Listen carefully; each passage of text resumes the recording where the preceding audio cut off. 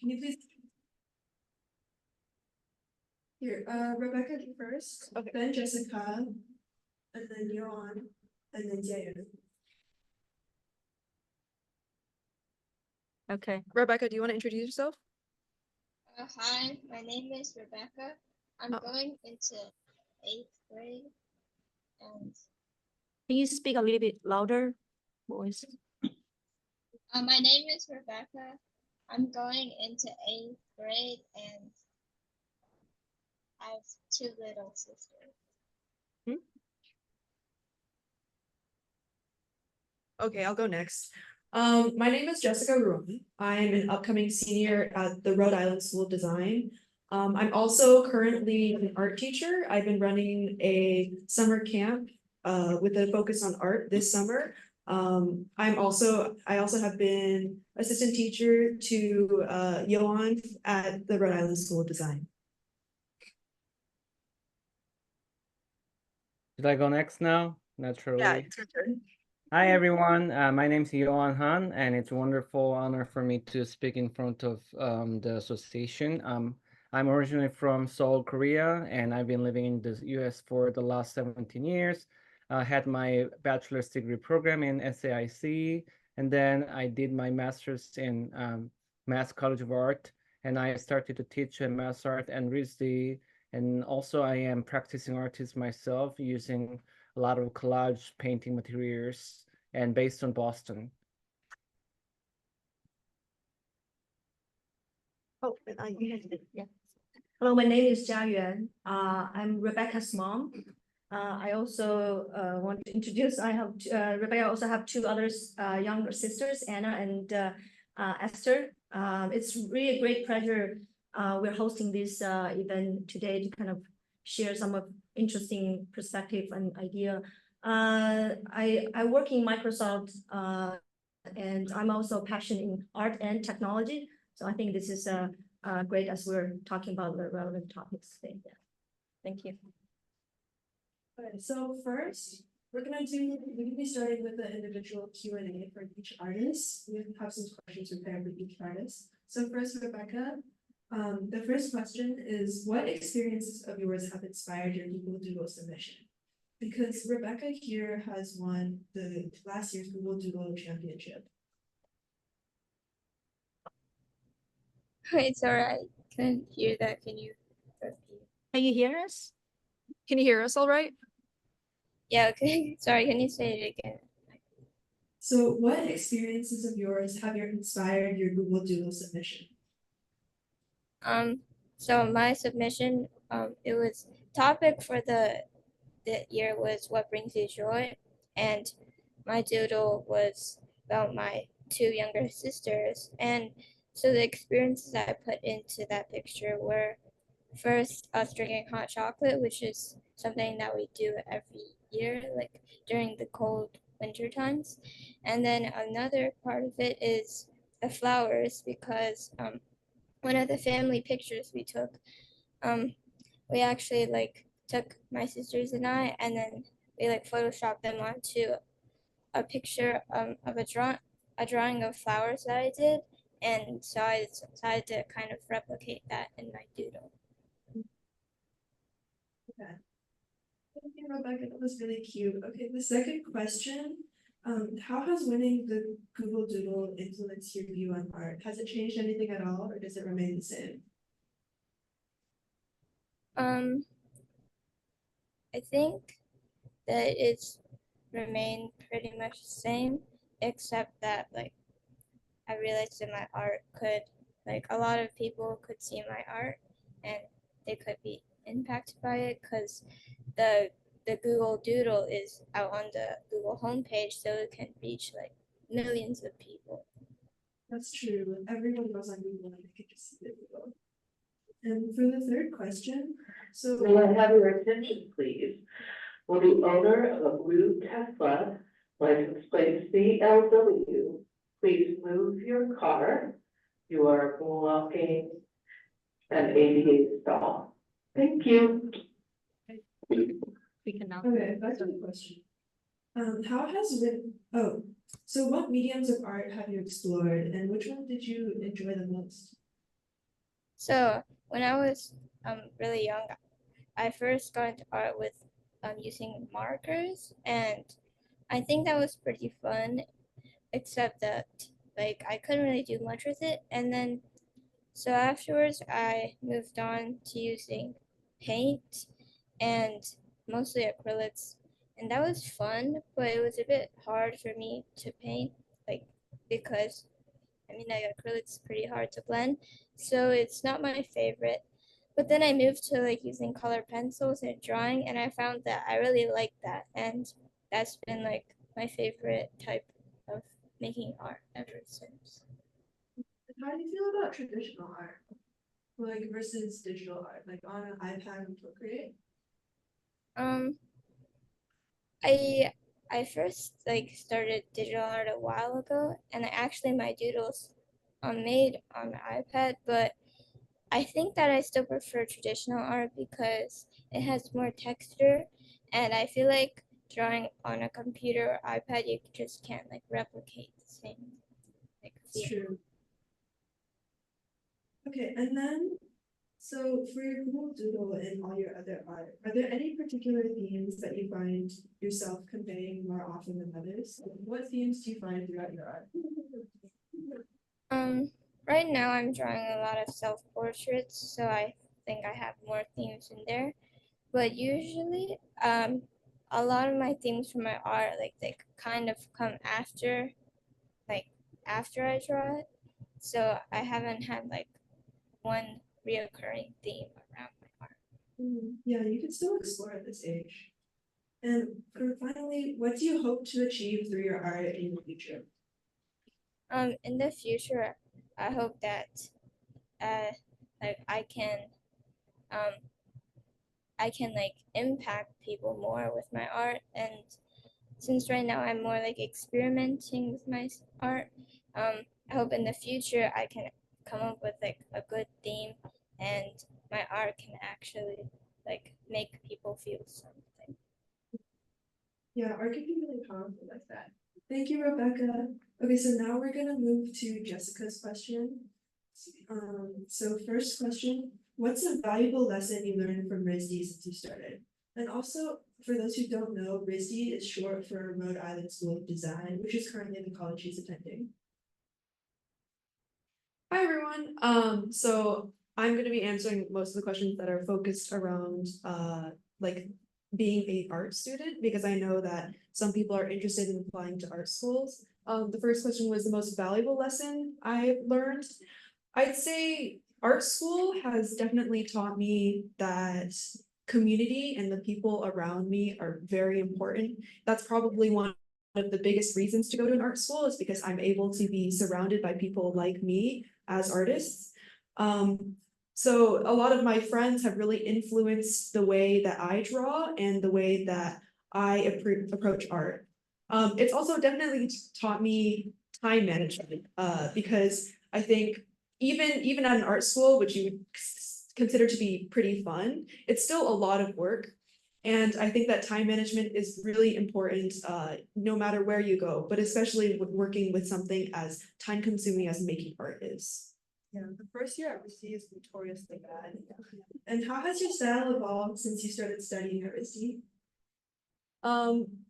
In terms of art, I'd say in high school, I still loved drawing a lot, but most of my influences and inspirations was based off of like art that I've seen online.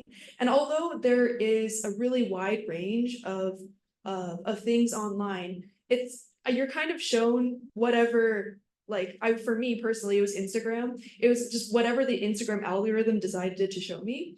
And since coming to art schools, I was able to be exposed to a lot more different artists, but also different professors, and also his art in a more historical sense. And I think that in a way has developed my style to be more complete and more, I would say more mature. RISD's definitely taught me to make fully completed pieces that are able to be shown as a product instead of just sketches, which is what I did a lot in high school. Okay. So for the third question, how did you handle the heavy workload assigned to you at RISD? Because the first year is really difficult, right? You get a lot of assignments in a short amount of time.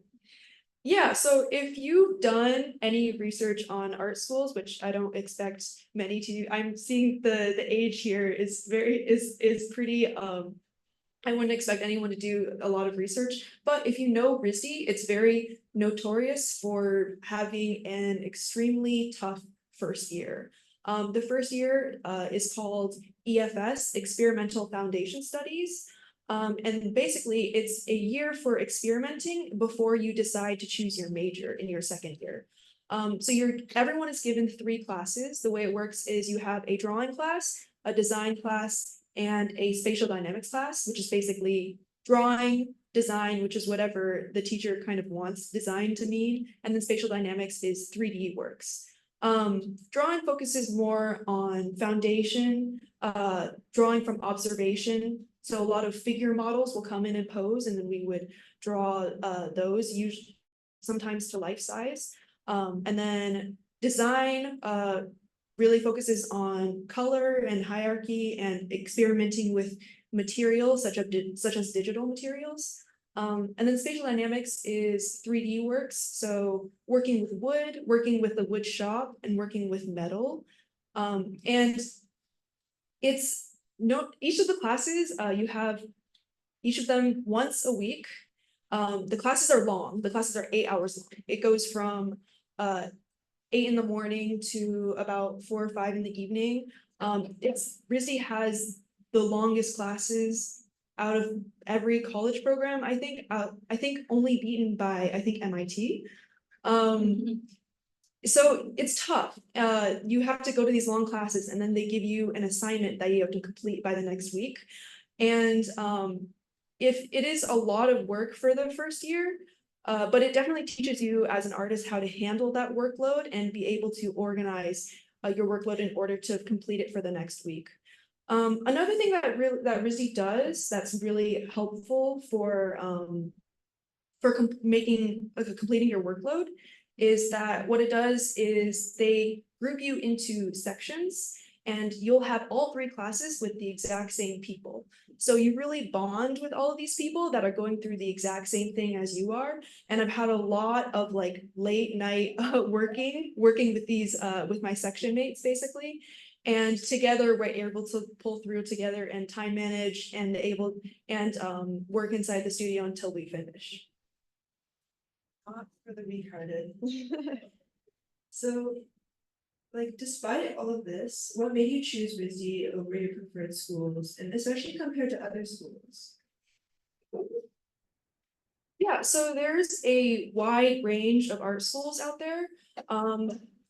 I'd say that RISD, and not to toot my own horn or anything, but it is one of the better schools. It's located in Providence, Rhode Island on the East Coast. In general, there's a very big divide between art schools inside the US. There's the art schools that are on the West Coast, and then there's art schools on the East Coast. If you're looking to go into such as the entertainment industry, so like making videos, animation, and a lot of like splash art for games and things like that, a lot of the West Coast schools are very well suited towards training you for that industry because the industry is so concentrated within California. The East Coast schools like like RISD, Pratt, and a lot of them in New York are a little more focused on have more roots within fine arts. We're very well connected to an industry, especially in New York, where fine arts and galleries are a big thing. A lot of the illustrators that come from RISD, that's my major, I major in illustration, tend to be more well-rounded in terms of skills instead of focusing your portfolio for the entertainment industry. So for the West Coast, a lot of the schools are in entertainment industry, like animation, like CalArts for Disney, and then RISD is like the rest, like animation. So there are still, I can talk a little bit more. There are still majors for all of the art majors, both on the West Coast and on the East Coast, but I'm saying as a The driver of a blue Tesla, license plate CLW 6802, please move your car immediately. You are blocking handicap parking. Thank you. okay, I'm making a very broad generalization of the difference between East Coast and West Coast. Okay, and would you recommend art school for those who have like a passion for art? And what requirements does a student need to be successful in art school? So for those of you who are interested in art, I'd say art school is definitely a really great environment to grow as an artist. You're constantly surrounded by artists, and all of your professors are very well connected to the industry that they work within. I'd say that you have to make sure that you do have a strong passion for art. I know a lot of people, it's very easy within art school to burn out because you're working within using the same things over and over again. And if you aren't passionate about art, it's very easy to get tired. Although that does apply for pretty much any major that you choose. But I would say that art is very like passion driven. Oh, actually, I have some things to add. Another thing to add to that, actually, art school is expensive. You need to have resources to be able to go to art school in the first place. I'm lucky enough to have supporting parents who supported my journey. I was very set on going into art school at a pretty early age. So I knew that it was the right decision for me, but everyone has their own circumstances. And last question, how did you prepare for applying to art school? Because if you don't know, one needs to apply for art school and have like all the regular college submission stuff, but you also need to apply a portfolio that shows like your own work. Yeah, so to apply to an art school, you need something, you need a portfolio of pieces.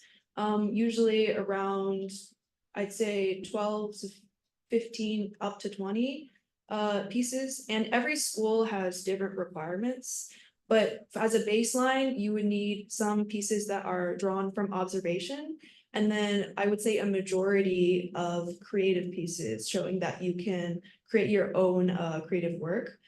Also, a lot of universities also have very good art programs. You can apply for a university with a portfolio. You can also and that will add to your application. So even if you don't decide to do art, you can still apply with a portfolio. I was able to prepare my portfolio by taking art classes outside of high school. High school art classes are also very useful for creating portfolio pieces, especially if you take AP art. AP art forces you to create a portfolio with a theme connecting all of it together. And a lot of the pieces that I made for my AP portfolio, I ended up using for my regular portfolio when applying to colleges. And I'd like to mention that for portfolios, when you do apply to a regular college with an art portfolio, it does look really impressive and make you stand out. Because it shows you have hobbies that are other than academics. So if you're strong in academics and you show, look, I have a hobby that's art, it does look really impressive. And now we have questions for Johan.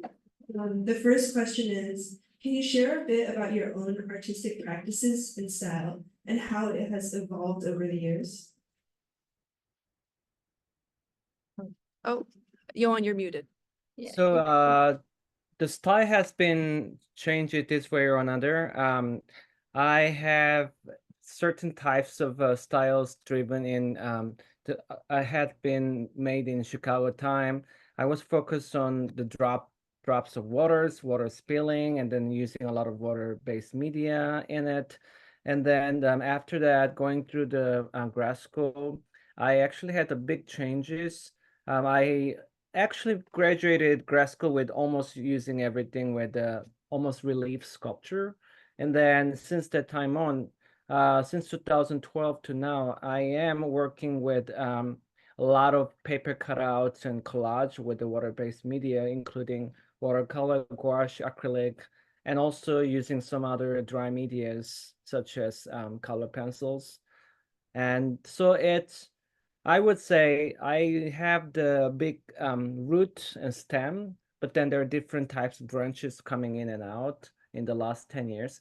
And honestly, I did not call myself artist until I finished my grad school. So it's more like the last 10 plus years of journey that I can speak for my style, because I did not claim any styles beforehand. I just rather wanted to observe all different types of styles and try to find what's mine. That was my journey in a sense. About how long did it take for you to feel like you finally found a style for you to stick to? I would say it was a year after I finished my grad school. That's when I was thinking, okay, this is what I'm doing now. I'm pretty confident what I'm doing, and it has something to delve into. And also, artists has a few different divisions. Some of the artists, such as like Monet, for example, he goes with a similar style throughout the lifelong journey to delve into. And someone like Picasso, every 20, 30 years, he kind of come up with a different types of stylistic things that make sense to him. So, many of you maybe know that his blue period paintings are pretty different from the synthetic cubism time. So I'm more like formal than the letter, but each artist find their own niche in a sense. And also, since you're a professor at RISD, do your students' works often inspire your own? I did not know how much it's going to be impact my work. A lot more than I thought so. Yes, I often have my own expectations of the step-by-step process of students due to the logistics of materials and their techniques. But many occasions, students find their own ways to tackle the problem-solving method. Besides, some of their executions go outside of my canonized checklist. I'm thrilled to see a fresh and creative pictorial world that I take notes actually from the students, although the students often not seeing what I see necessarily. But like their way of having some creative problem solving definitely inspired me. Yes. Nice. They're teaching you and you're teaching them. So the next question is, can you tell us about a pivotal moment in your career as an artist and educator?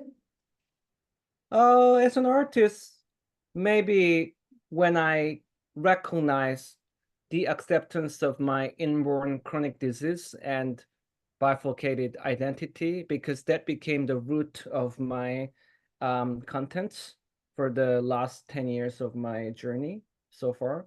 And then when it comes to the educator, in terms of the pivotal moment for me, is just to recognize like failing to be accepted to art school in my motherland, Korea. There was a huge impact for me. And then I had to go through a lot of unlearning and relearning experience, completely building a new portfolio to tackle into art schools in United States, something that Jessica wonderfully said earlier, how to prepare for the art school, that I had to do it. And those kind of journey was actually pivotal moment, more than any kind of museum show, gallery show I did. That just came after. So so after the exam in Korea, you moved to the US and had to like restart your portfolio? Yes, in South Korea, even now, I think many other Asian countries similar way, China and Japan, instead of having portfolio system, we have our test. In other words, you have to hone your skill for a certain way for like 2, 3 years outside of your school, technically, which means that you have inevitable choice of going to prep school to exercise yourself. And in my time of the Korea, it was a watercolor test. You technically had to finish 22 by 30 size of watercolor painting in 5 hours. Imagine you're like 20,000 kids in TD Garden and have to take the same test in one day. There's no do-over. You have to wait another year to take the test. That was what I got through. Yes. That's really intense. Okay, and Yeah. for the next question, this also connects to it, like, what are some struggles you overcame during your career as an artist? Or we can change that to like, how did you overcome the struggle of like failing the test in Korea? So I mentioned that, I mean, this is kind of a like related question, thank you. So I had certain types of technical training in Korea. So when I came to Chicago Art Institute, I struggled a lot because the first 1 year of time, many of the dialogue I have with faculties, they say a lot of times, oh, you know how to make the vessel looks like the vessel and the face looks very representationally good. But that was about it. I didn't get any kind of feedback about what kind of creative avenue I can go for it because I did not really even understand what do I want to create. That's something I was struggling to because of the way I got trained.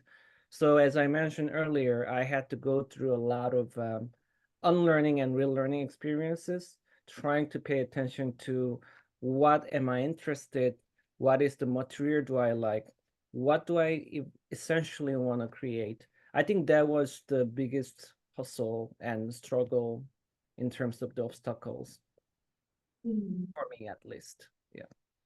Thanks. And so another question I was curious about is, what is the importance of social connections for an artist? Social connections. I'm shamefully say that I never thought that artists need to be socially connected when I started a naive, small little painter myself. But then, my clear answer to begin with is that you cannot do it alone. Art is always reciprocal. You show something and that can have greater impact. So making and receiving art are inevitably an activity in social context. Art making has a magical connection between the artist and viewers. I say often to my peers and students that I believe artist is standing one side of the bridge, and the viewer's greater term can include society and or social arena are on the other side. So artworks stand in the middle. In other words, artists can only go as close to the artwork per se, but cannot really surpass it. The viewers are the same way, in my opinion. So artists essentially eventually makes and viewers complete it in greater sense. Many choices what artists make in their artwork cannot really neglect the way that they experience the society and the way they see it. So that's how I see the social connection. I really like that, like art as the connection between people and like the audience and the artist. Okay. And how do you handle creative blocks or moments when you can't think of any ideas? Like the creative blocks and dilemma and some kind of slump, it always comes. And I don't believe in artists who say, oh, I need inspiration to make art, because that only comes certain times. So I have a few strategy I built up. Even if I don't have any motivation, I still start to do any doodles and do my routine work, whether I feel great or feel like I want to just throw it away. I just keep it going. That's one thing I do. And another thing I do is just to see the last 15, 20 years of my artistry and see what were some kind of pivotal or breakthrough moment that made me realize I can turn it into some other avenue. So I can see my trajectory from the archive. That's another way I see things. And if that doesn't work, sometimes, just a few, days or weeks, you can just like stop working on something and reading or doing some kind of trip. That's another way. Trip doesn't mean that you have to go abroad or anything. Just, go into the corner of your apartment where you've never seen before. That itself is great. at least works for me.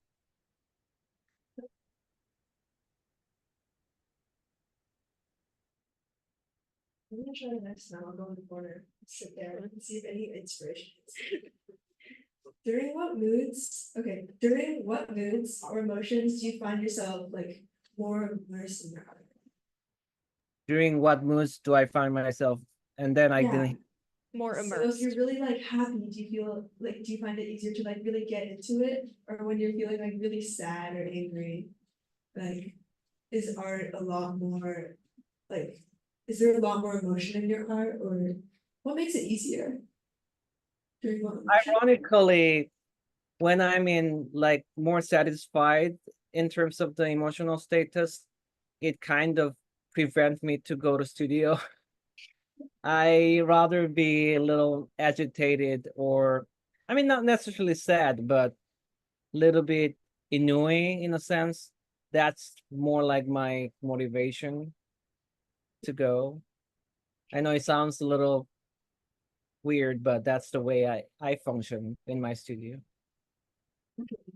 Thank you, Johan. Okay, so now I have some questions. First I have two questions that I made for like multiple artists, and then we have some questions from the Google Forms that someone filled out. So first, for Jessica and Johan, how has your creativity changed as you got older? Yuan, do you want to go first? If you insist. So I don't think that it was more creative when I was younger, honestly, or now. I'm still not an art artist, but the core interest in my content still remain as they are. And what actually changed it or changing is new branches in the same tree to me. So I still have similar thing I want to express, but the way to do it, it has more branched out. That's kind of my answer. So it didn't really change, not necessarily because of age for me. I mean, yeah, it's really hard to pin down this question because creativity is such a hard thing to define. I'd say that, well, I'd like to think that my skills have gotten a lot better. In terms of creativity and coming up with ideas, I feel like as an artist, because I've come in contact with so many more things, experiences, and people and other people's arts, that the things that I draw from have greatly widened, and in that sense, like my creativity and the things that I'm able to draw have become a lot more. I think as artists, we tend to idealize like a child's creativity a lot. There's a lot of nostalgia for like when you think about when you're a child and you're just randomly drawing, and it's kind of unrestrained by like any like adult problems or like societal standards or things like that. I think that I wouldn't necessarily say I've gotten more creative. I'd say that my art making has developed and matured. Okay, great, thanks. So the next question, this one's, yeah, this one, how would you differentiate art as a hobby versus a professional passion? At what point would you recommend for someone to, I want to do this like for the rest of my life as my job, or I'm gonna like do this on the side? That's a really hard question. Let me think for a bit. You answer first. Okay, I was gonna button to you, but okay. The differentiation between hobby and art as a career is to me more like I used to say back in 20s, I like art, therefore I'm doing it. But now at this moment, I'm 37 myself. I just can't live without it, which means I'm rather miserable without actually making something. I think you should have certain kind of connection that is calling you rather than you command to the art. Art has to be like kind of annoying you, like, hey, you got to do it. So that's for me how it functions in a sense. That's really funny because I feel like I have the mindset of the 20-year-old you. It's more like for me, like I like art, I'm going to do it. Also it was for me, on my journey to become an artist and to choose art, I started really early on. I knew in elementary school that I liked drawing and I did it a lot. And then eventually I started taking classes outside of school. And then I would say that I decided fully that I wanted to be an artist late middle school or early high school, and that's when I started like creating my portfolio. So if there's not like one point where where I was like, oh, I want to do this for the rest of my life. It was a very like slow burn process. I mean, it's hard to say to give advice to other people on whether or not they want to choose art because everyone's situations are different. Some people just don't have the I wouldn't say passion, but some people just wouldn't be able to handle just doing art for the rest of their life and would rather have it as sort of a hobby on the side. For me, I do feel somewhat in the same sense that Johan does. I think that there's nothing else that I want to do. I really do think that it's my one passion that I have, and I've decided to pursue it and see how far I can go with it. Okay, that's perfect, because the next question was actually from the forum. Someone asked, what was the time you knew, yep, I want to do art for the rest of my life? So since you already answered that, Johan, can we ask you, like, was there a point in your life where you just knew you were going to do art as a career? Well, I have to go all the way back to childhood. I didn't even know what it means to be a painter, but I kept saying I'm gonna be growing up as a painter in the early childhood as elementary school. But there were a few creative blocks. It goes back to the earlier question. My biggest disappointment was when some of my friends started to go to certain types of prep school, when they started to learn some kind of technical aspect of making, why I was not. And I had a few struggles that isn't really my way.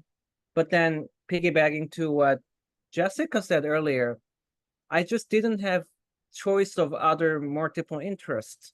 That was the biggest thing that made me end up just going into this way. And you mentioned interesting question earlier about the creativity. To be very honest with everyone here, I don't think I was kind of talented or having creativity that kicked me up. I just simply wanted to draw. And then I just realized that I just still didn't stop, while many of my friends did. That's more of my answer. That's really nice, because a lot of people do assume that drawing is an innate talent, because like some people, it's easy to see people's art and see their art like, wow, that's really good. Like, how come mine isn't like that? But it's easy to ignore like the amount of time that someone has put into practicing art. Yeah, I just wanted to add on to that. I mean, I really do think if you're going to pursue art, passion is the most important thing. Skills can be learned, and you can build up to sort of become the artist that you want to be, but you need to have the passion to do that. And Rebecca, I wanted to ask you, how do you feel about your choice as art as a career for you right now? Right now, I think. Oh, could you speak up a little bit?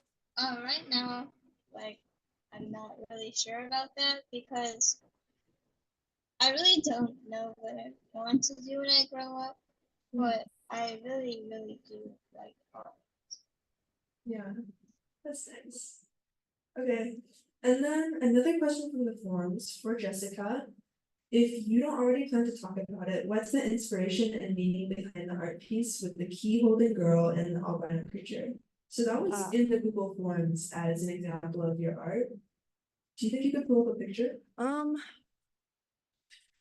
I can try sharing my screen. I don't have it pulled up, but I can talk about it a little bit first. Yeah, it's on the form. So I did a piece, actually, yeah, let's try pulling it up. I feel like it'd be easier to see.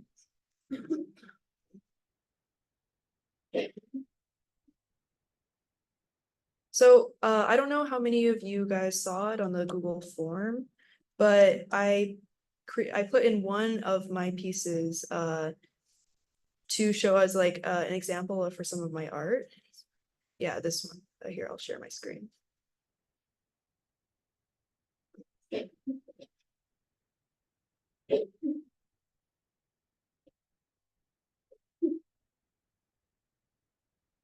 Oh, there we go. Okay.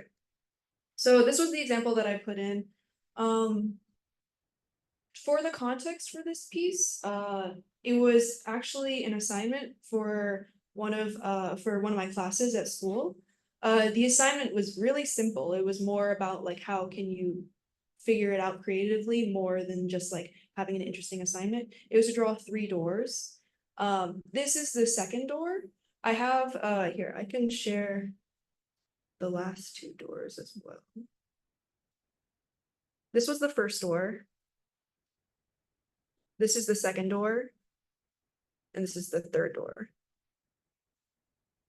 So the approach that I went with on this assignment was sort of a storytelling standpoint. I wanted it to be from the first one to the second one to the third one to be a story of this girl that I have going through different worlds through different doors. For this second one, I wanted it sort of to have a very stark landscape in comparison to like the nature greeny ones of the last 2.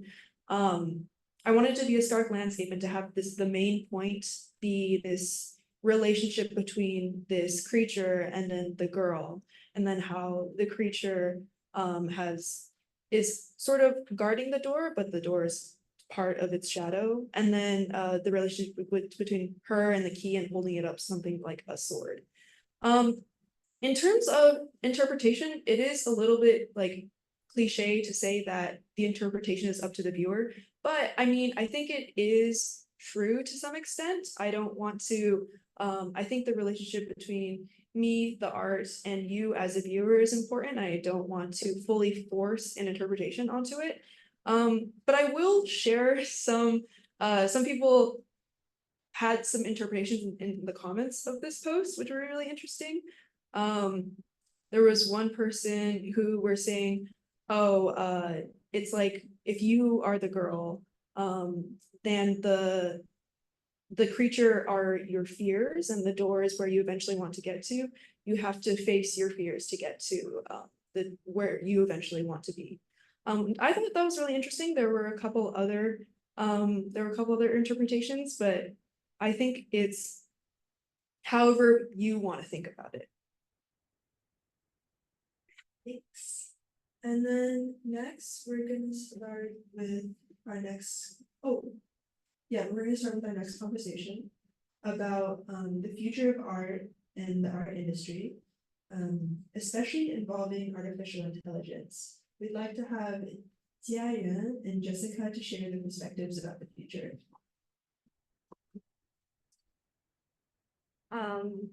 Yeah, I learned, actually, I want to first say that I actually learned a lot of really professional artists' perspective in this conversation. Thank you all, Jessica and Johan, sharing all this great idea, how you come up with the idea, how you're going to struggle through the art process, and how you decided to become a professional career. I want to kind of thinking about the future of the, all the emerging technologies, how this is going to impact on the creativities and art specifically. I think this is all very exciting to me.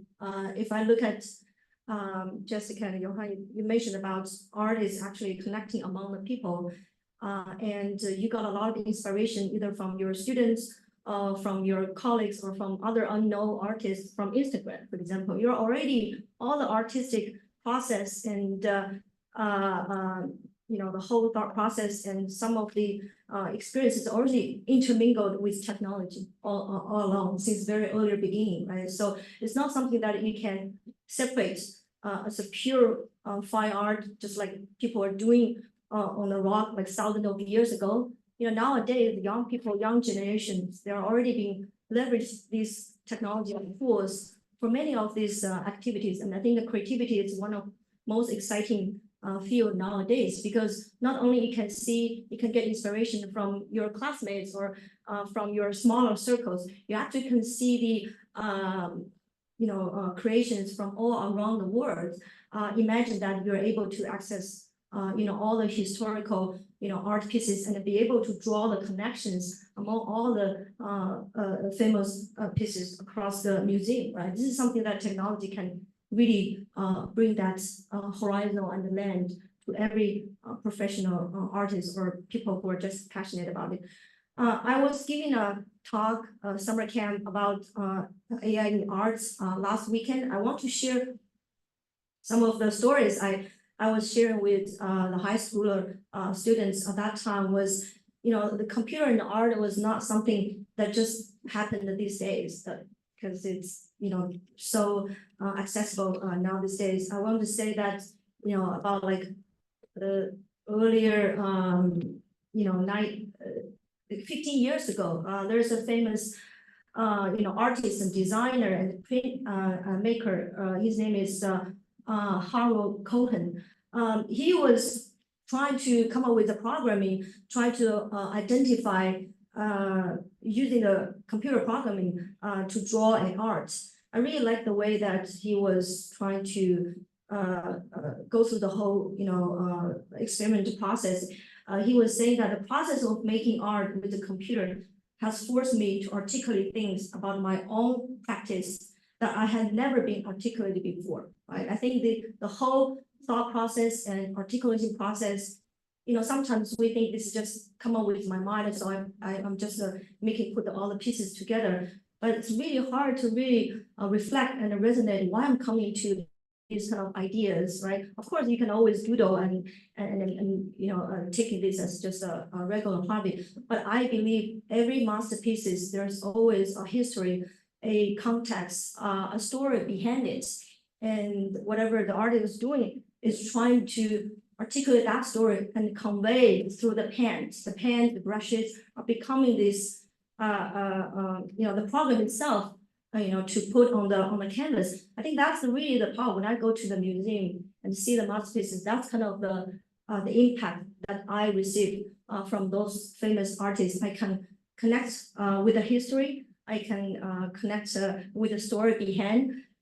So I also remember Rebecca was telling me, how do you think about the art piece? What kind of messages you want to tell? Yes, she has her own message, but she also say that the message itself has to be interpreted by the audience itself, right? So be able to draw that connections through these,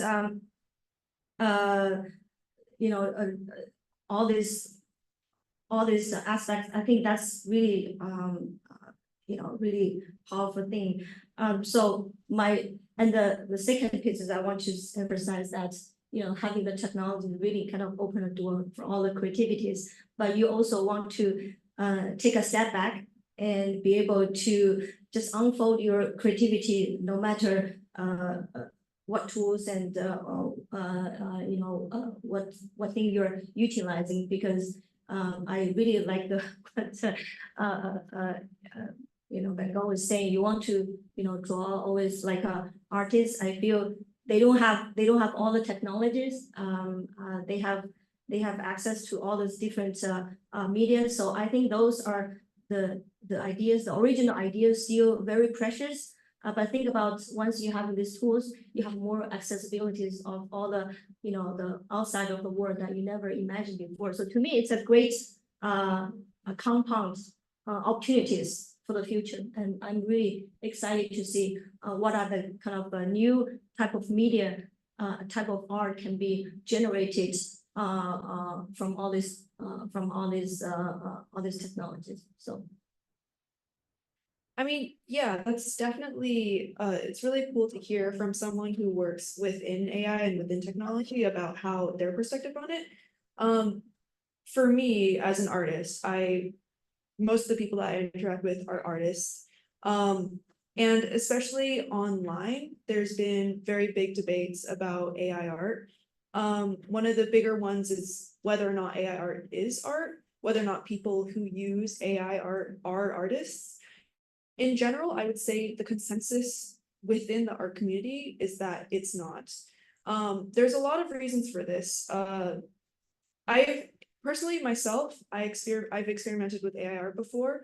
RISD actually has classes that have been like very newly developed to kind of explore AI art as a tool.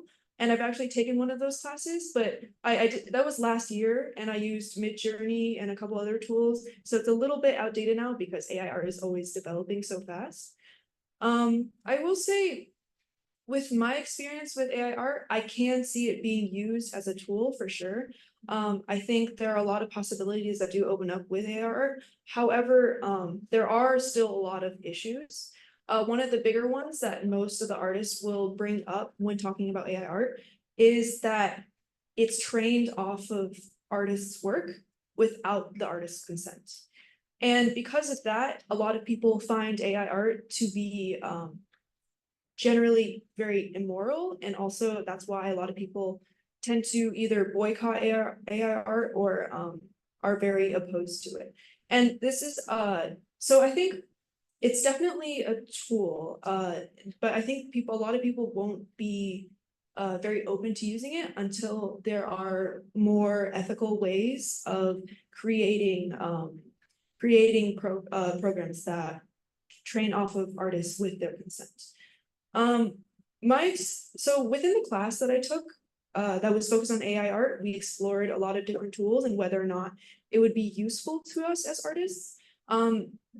For now, I would say that it's definitely very fun to play with the tool, just to write things and then have images come up.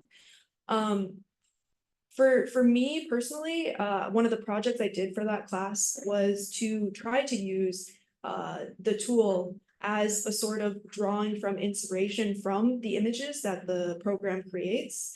And an issue that I found with it was that it actually restricted some of my creativity. Because when you're referencing something like a fully fledged piece that like AI art would create, instead of being able to make my own decisions and sort of be more creative with my process, I would instead look at the image that the AI would create and be like, oh, but I should reference that and I should make it like that. So instead, it's sort of similar for me in my experience was referencing photos. And you know, it's definitely good to reference things, especially when you're starting to learn art, like referencing photos and things like that. But it does restrict the way that your process works. I think there are ways that this technology can develop in the future that it can be more useful for artists. But for now, I would say that right now AI art is having generally more of a harm on the art industry than a benefit because of all the layoffs that have been going on, especially within the entertainment industry in California and like the animation industry. There have been a lot of layoffs because it's a lot easier to create full pieces with AI art instead of using or paying actual artists, which tends to be very expensive. This is really fascinating. I'm gonna just like quickly piggybacking if I may. So this is exactly the same conversation came up last week when I was doing critique for grad school. One person purely doing everything AI generated images to use. And then also there was a painting which he pulled out from one of the AI generated images, not painted by that person, but painted by somebody else. And then he was talking like 10 minutes to explain what the work is. And then the conversation was more about interconnection of art and your artist, my artist. And I just had to cut it off and say, where are you in the work? That I had to just like directly pinpoint that. The reason why I'm saying this is because I do agree with a certain part of what Jessica said in terms of like, I believe AI can be a great tool, but I so far have a little bit of hard time to own it as a artistic content. But I still think that it will be great future avenue. Yeah, thanks, Johan and Jessica, for sharing from a professional artist perspective. I think first of all, I really agree that the AI right now. It's a kind of more sort of a tool to help you to think about original. Everyone has been using sort of like a photo editing, right? Before that, you don't try to, let's say you want to make your beautify your pictures, you want to remove certain objects. Traditionally, you have to use very professional Photoshop as a software 10 years ago, 20 years ago to do that. Nowadays, with just a simple click, you'll be able to create a beautiful images, right? In terms of this utility, in terms of the efficiency of how you can manipulate the content itself and be able to generate some of the content based on a particular description, yes, it's very effective. But I agree with you, this is not necessarily a certain type of quoted as an artist itself. And I don't think the industry from the tech side really to claim that. We all always claim this is as a tool to help artists to help them to be more productive, to be more effective. I also want to add to the comments that Jessica, you were saying that the people get laid off because of this. I want to say that some of the jobs in terms of the design industry, because some of the people really have to go through this kind of repetitive jobs. I'm not saying that these people necessarily doing that for the job, but anything that you're doing repetitive job, not thinking about why you're doing this and how you're going to create a really kind of creative thinking process and product from this, I think eventually will be getting removed because the work itself, it's not useful anymore. It can be replaced by the certain tools. But the people who are really come up with original ideas and the stories and thinking behind every sort of art pieces, those people are still have a lot to say and a lot of to be the sort of owner of the art creation process. I think that's a really powerful thing that I would encourage every young child and people really to think about what kind of the stories that they want to bring to the canvas, want to bring in front of their audience and create a meaningful impact to our society. I think that's something not be able to be replaced by the technology in my point of view. Yeah. That reminds me of the Industrial Revolution. Okay, I took modern world history, and we learned about the Industrial Revolution. This reminds me a lot of it because a lot of the artisans at the time, they got really mad at the factory workers because everything started to be produced in factories. Yes. So they lost their jobs. But now we have factory workers. So jobs are destroyed and created. Okay, but now I think we're gonna move to the Q&A session. So like if you're online in the chat, you can type a question and we can read it out. And if anyone here has a question, like please state the question and then say like who you would like to answer the question.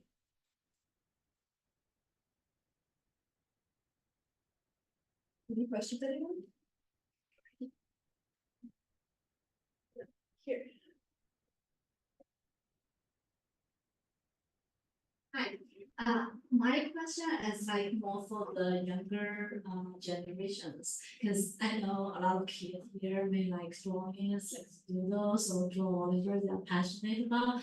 But starting from when, maybe it's a question for all the panelists. Starting from when you think the technology or the techniques that you have been trained or been motivated or been an important part of your art, or like I believe a lot of people have ideas, right? But how to transform these ideas into a piece of art, that needs a lot of technical or detail refinement. But my question is more for these younger kids. When do they care about more for their original ideas versus when they start to care about like when to refine their skills in the way that they can be a better like art per se? So do you mean like for kids when they're like learning, they're going through the process of learning art, is it like better to focus on like the technical details or like more like their creativity, building the creation ideas? Yeah, I'm more interested, like starting from which age? Oh, what ages? From into like more versus while having all these videos. Yeah. I can answer this. You can answer this? Yeah, I think I can speak a little bit to this. I feel like as a parent, if you notice that your child really enjoys drawing, and has a lot of ideas in terms of drawing, a good age, I'd say, to start focusing more on technical. Well, it really depends. You can start at a very early age focusing on technical details. But I mean, it can be very boring for like an elementary school kid to sit in a room and draw like a still life for a couple hours. So that would be a very that's how a lot of people will approach building technical skill is observational skill. So you look at something and then you're able to translate it into paper. I'd say middle school is still pretty early. Some people start building that skill even in high school, but a lot of people do start to build that skill during middle school. And then I would say later stages, like in high school, they start taking that technical skill and then being able to translate it into creative pieces. Johan, do you have any comments? Yes, I do, because this is very sensitive topic because I mentioned earlier that I had to go through so many only technique based training, and in the end of the test, I was this close to just give up art altogether. This is not the art I was imagined. So my answer for the question is that just observe your child if he she they are how much they love it and interested, and also giving them a little bit of the arena for the art first, like bring them to gallery or museum or even like any kind of cultural experiences, and if they express enough to pursue it, I think the education can be great when the creative part and the representation part can go hands in hands. I know that most of the academy, unfortunately, like have more like 80-90% forced to be observational training to begin with. But is there if there's a way to allow the children to get into some creative avenue as well, I think age doesn't matter when to start.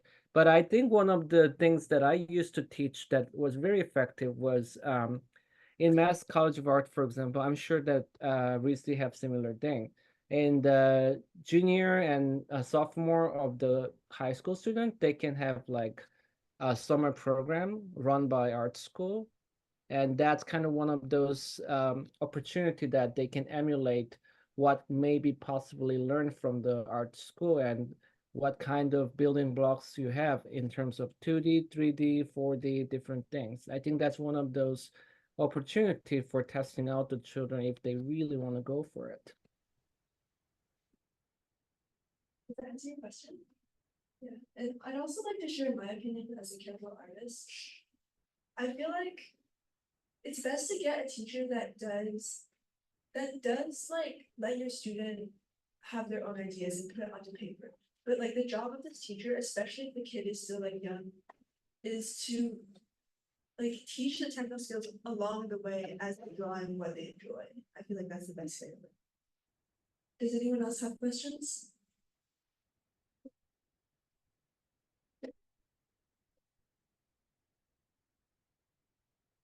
So yeah, if the kid is really interested in art, not what kind of support really the parents should provide? Do you want to answer?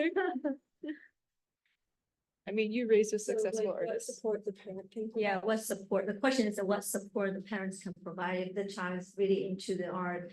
I think first of all, just providing a good sort of a good space that they can explore by themselves with all the materials that they need.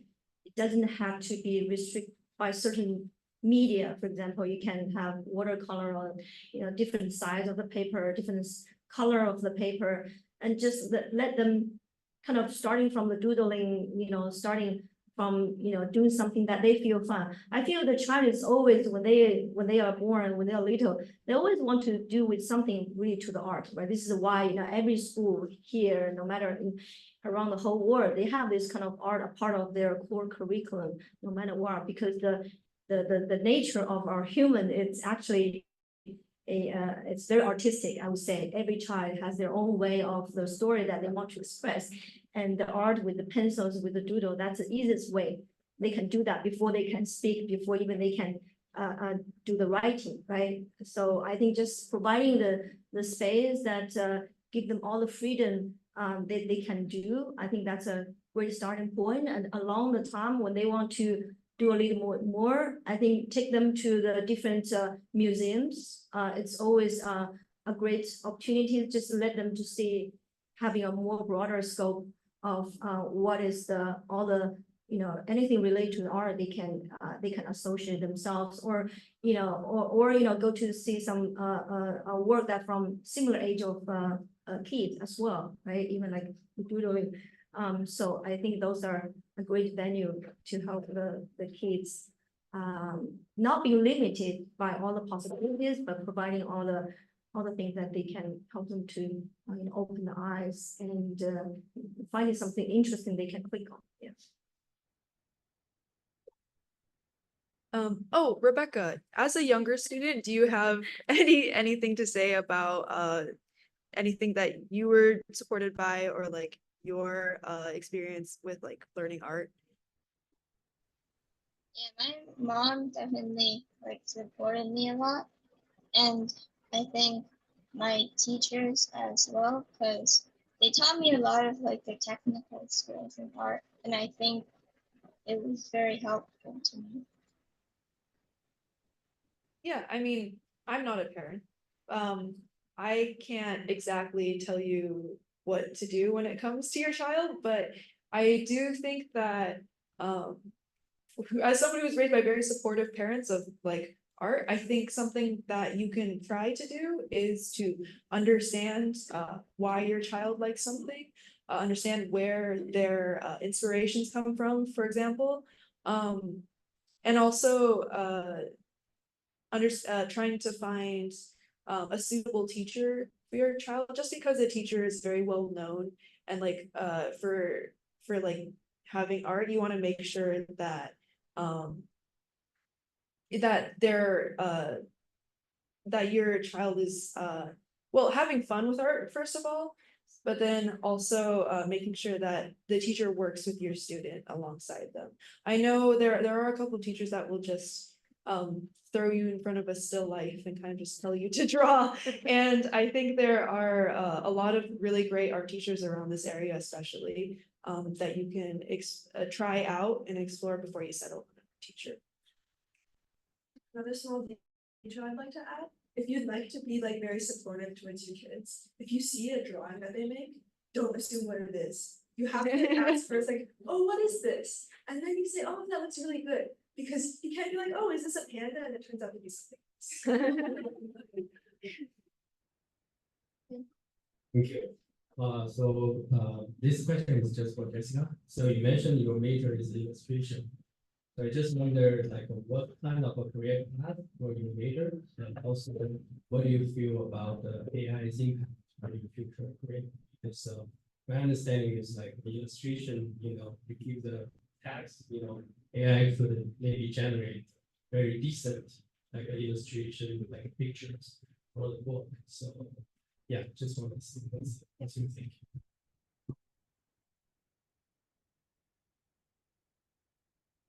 So let me just clarify like my major, because illustration is very, very broad. It covers a lot of things from fine arts all the way to like entertainment industry.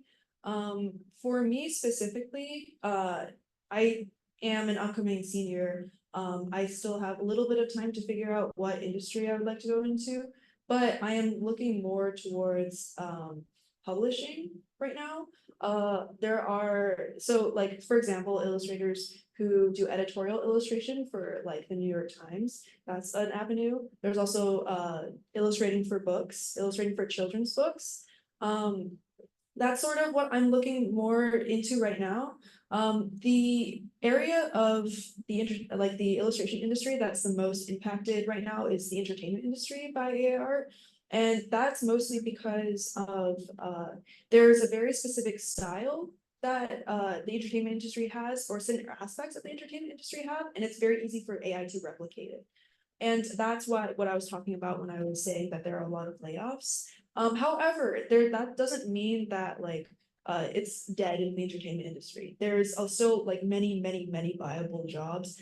So a lot of, especially when it comes to creating things that need creative sort of creativity, but also like decisions.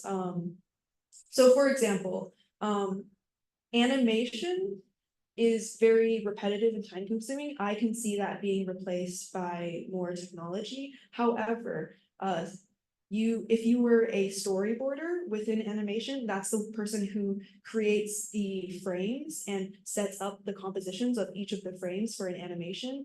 That can't be replaced by AI. That needs a creative mindset. You need to know how what works, what is most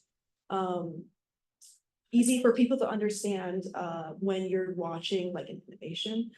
So there are aspects of each industry that are more important to have like creative decision making, and those parts of the industry I would say are probably not going to be able to be replaced by it.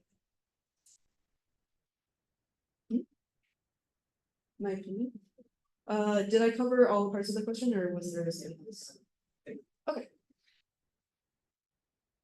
Any other questions?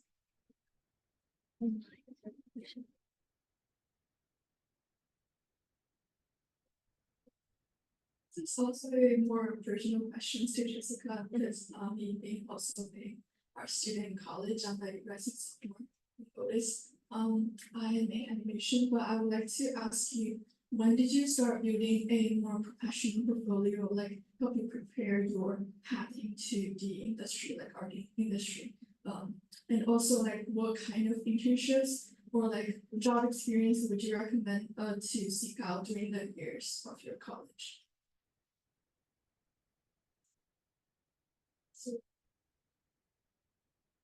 When you start making a professional portfolio, and what kind of jobs and internships you recommend? Okay, so I would say building a portfolio is kind of a constant thing that you're doing. With all the classes that I've been taking, I've been making work for all those classes, and all of those are pretty much viable portfolio pieces. So there's not really a start date for like when I started building for like a professional portfolio. However, I do know that in like the last year of RISD, there are classes that as a student you have to take, and those classes are focused on curating your portfolio.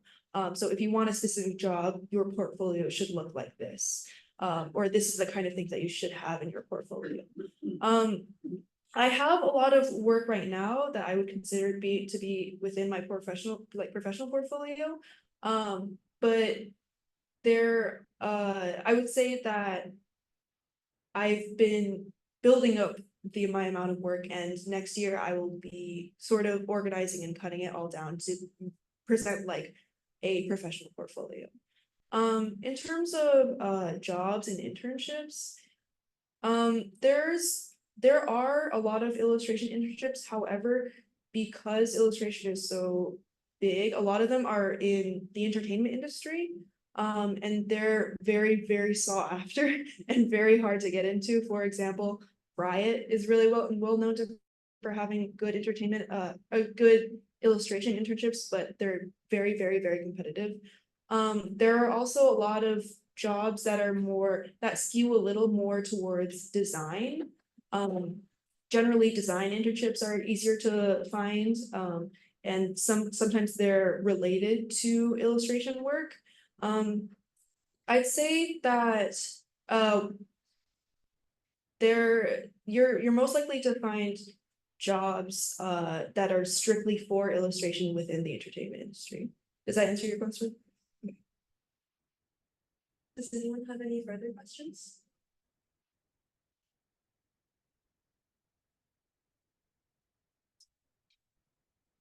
Man.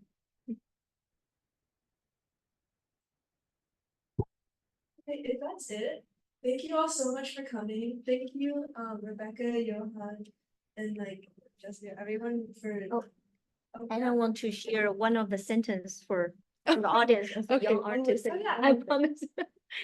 And I want to share as a young artist. I'm banana and I can't believe that my older sister named me banana. I don't like that name.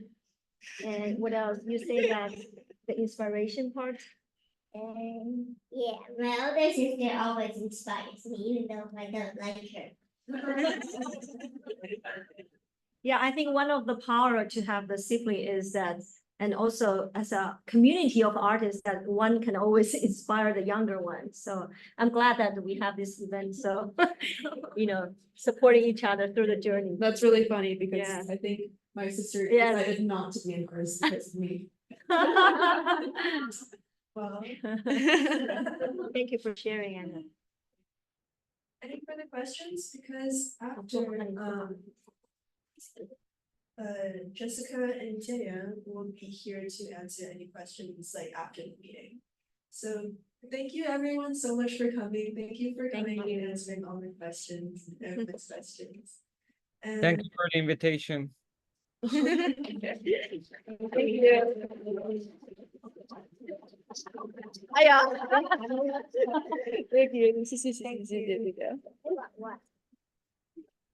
Thank you. And this is These are for you, Johan, virtually. virtually for all both of you. Flowers for Yes. Johan. It's for everybody. It's for everyone. For Yes, everybody. we All right, appreciate thank it. you. Thank All right, I'm you. gonna end the meeting now. Bye, Johan. Bye. Bye, Rebecca. Bye, Rebecca. Thank you all.